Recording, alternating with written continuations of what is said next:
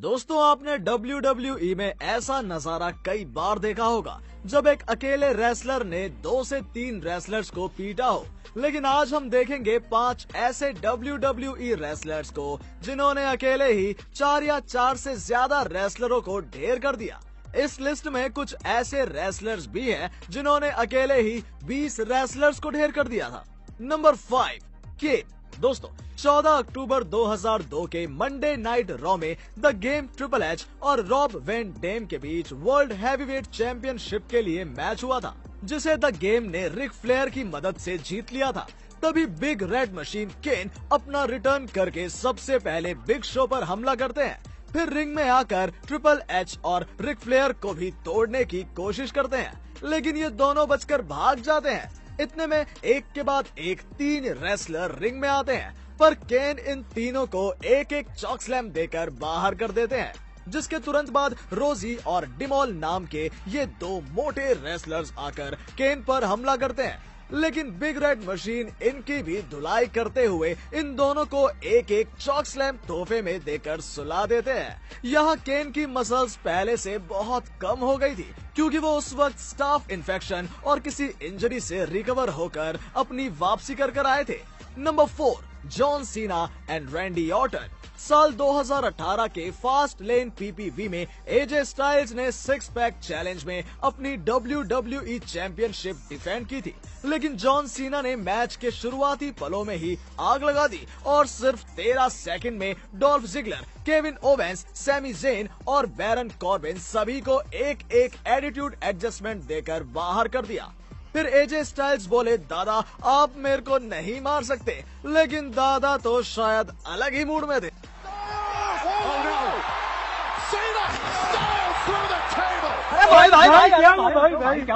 वही 6 सितंबर 2010 के रॉ में रैंडी ऑर्टन ने 1 मिनट के अंदर ही वेड बैरेट, एज, शेमस और डैरन यंग इन 4 रेसलर्स को आरकेओ मारे थे। Number 3 the Undertaker. दोस्तों साल 2005 के सर्वाइवर सीरीज में हुए 5 वर्सेस 5 मैंस एलिमिनेशन मैच में जब रैंडी ऑर्टन शॉन माइकल्स को पिनफॉल से हराकर अपनी टीम स्मैकडाउन को जीत दिलाते हैं, तभी स्मैकडाउन के सभी रेसलर्स रिंग में आकर रैंडी ऑर्टन के साथ जीत का जश्न मनाने लगते हैं। यहाँ लगभग 20 से ज्यादा रेसलर्स रिंग में थे, तभी टन से एक आवाज आई और अंडरटेकर का थीम सॉन्ग बजा। रैंडी के पोटे फट गए, मानो यहाँ उन्होंने कोई भूत देख लिया हो।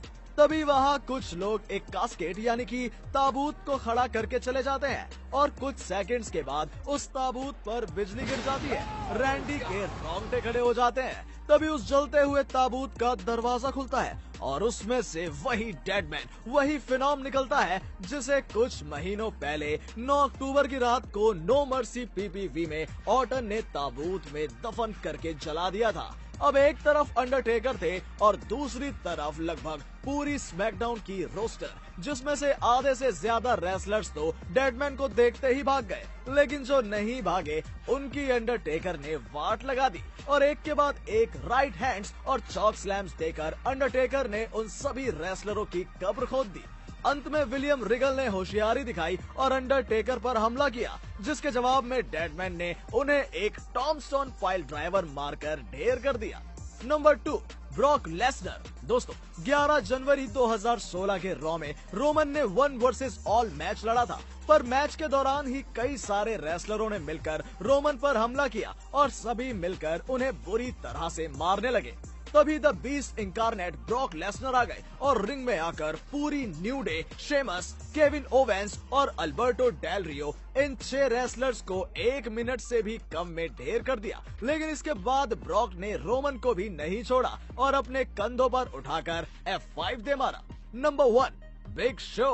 दोस्तों ये बात है 9 सितंबर 2004 के स्मैकडाउन के मेन इवेंट मैच की, जिसमें कर्ट एंगल और एडी गुerrero का लंबरजैक मैच हुआ था और लगभग 18 रेसलर्स रिंग के आसपास मौजूद थे।